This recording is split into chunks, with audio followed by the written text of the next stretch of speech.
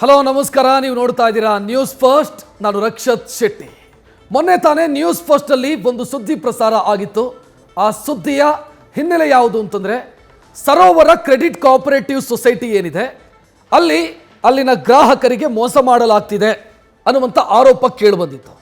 ಆ ಆರೋಪವನ್ನು ಮಾಡಿದವರು ಆ ಕ್ರೆಡಿಟ್ ಕೋಆಪರೇಟಿವ್ ಸೊಸೈಟಿಯ CEO ಶ್ರುತಿಯವರ ಪತಿ ಮಹೇಶ್ ಅವರು ಆ ಆರೋಪವನ್ನು ಮಾಡಿದರು.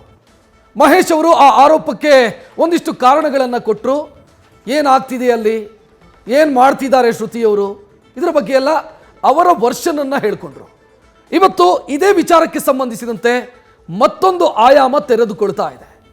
ಸ್ವತಃ ಶ್ರುತಿಯವರೇ ತಮ್ಮ ಮೇಲೆ ಕೇಳಿ ಬಂದಿರುವಂಥ ಮತ್ತು ಆ ಸರೋವರ ಕ್ರೆಡಿಟ್ ಕೋಆಪರೇಟಿವ್ ಸೊಸೈಟಿಯ ಮೇಲೆ ಕೇಳಿ ಬಂದಿರುವಂಥ ಆರೋಪಗಳಿಗೆ ಸಂಬಂಧಿಸಿದಂತೆ ಉತ್ತರ ಕೊಡೋದಕ್ಕೆ ನಾನು ರೆಡಿ ಇದ್ದೀನಿ ಅಂತ ಮುಂದೆ ಬಂದಿದ್ದಾರೆ. ಎಲ್ಲರನ್ನ ಕೂಡ ನಾವು ಮಾತನಾಡಿಸ್ತಾ ಹೋಗೋಣ. ಆದರೆ ಅದಕ್ಕಿಂತ ಮೊದಲು ಈ ಕ್ಷಣದ ಹೆಡ್ಲೈನ್ಸ್.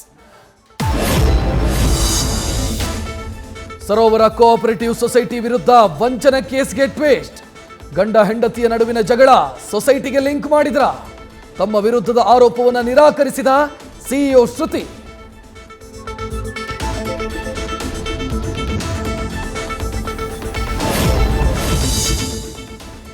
ಗುಮ್ಮಿಸ್ಕೊಳ್ತೀಯ ಅಂತಂದ್ರೆ ಅದು ಕೊಲೆ ಬೆದರಿಕೆ. ಚಾಲೆಂಜಿಂಗ್ ಸ್ಟಾರ್ ದರ್ಶನ್ ವಿರುದ್ಧ ಚಲನಚಿತ್ರ ವಾಣಿಜ್ಯ ಮಂಡಳಿಗೆ ದೂರು.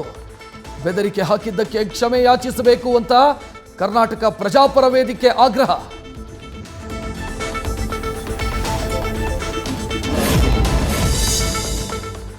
ದೆಹಲಿಯತ್ತ ಹೊರಟಿದ್ದ ರೈತರ ಮೇಲೆ ಅಶ್ರುವಾಯು ಪ್ರಯೋಗ. ಪಂಜಾಬ್ ಹರಿಯಾಣ ಗಡಿಯಲ್ಲಿ ಪೊಲೀಸರಿಂದ ಅಶ್ರುವಾಯು. ಆದರೂ ಗಡಿ ದಾಟಿ ಹೋಗಲು ಅನ್ನದಾತರ ಪ್ರಯತ್ನ.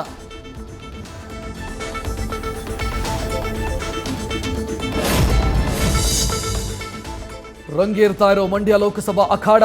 ಒಂದೇ ವೇದಿಕೆಯಲ್ಲಿ ಕಾಣಿಸಿಕೊಂಡ Sumalatha, star Chandru, doctor CN Manjunath, Balagangadharanatha ಜಯಂತ್ಯೋತ್ಸವದಲ್ಲಿ ಭಾಗಿ.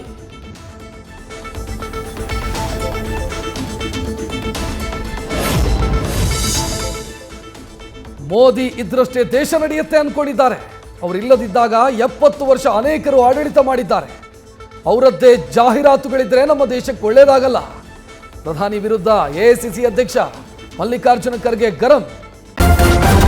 ನ್ಯೂಸ್ ಫಸ್ಟ್ ನಿರ್ಭೀತಿಯಿಂದ ನಿಮ್ಮ ಪರವಾಗಿ.